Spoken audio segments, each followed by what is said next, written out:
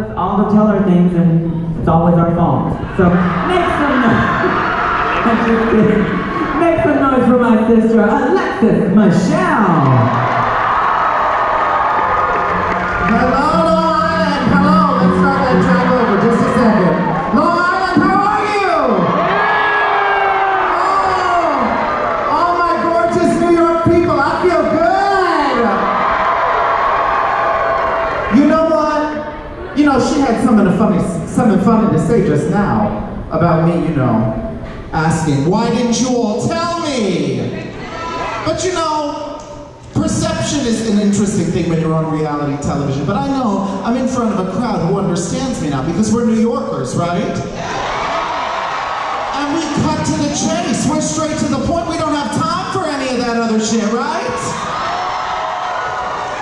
Speaking of other shit, ladies and gentlemen, I'm gonna get a little serious for a moment. Because we love our RuPaul's Drag Race, don't we? And you know, it's things like RuPaul's Drag Race that give me hope in the world that we're in right now. Because we're in a pretty mixed up motherfucking world right now, are we not? Well, listen. Despite this shitty orange excuse for an administration, I feel very, very, very hopeful indeed about our future, especially when I go out around the world and I meet Drag Race fans.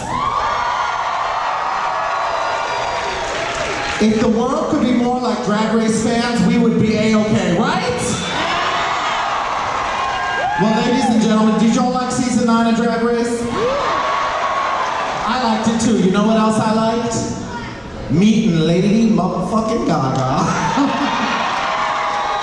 And I really love one of the songs from her album, Joanne. For me, it speaks so much to the time we're in right now. Can I sing you a song?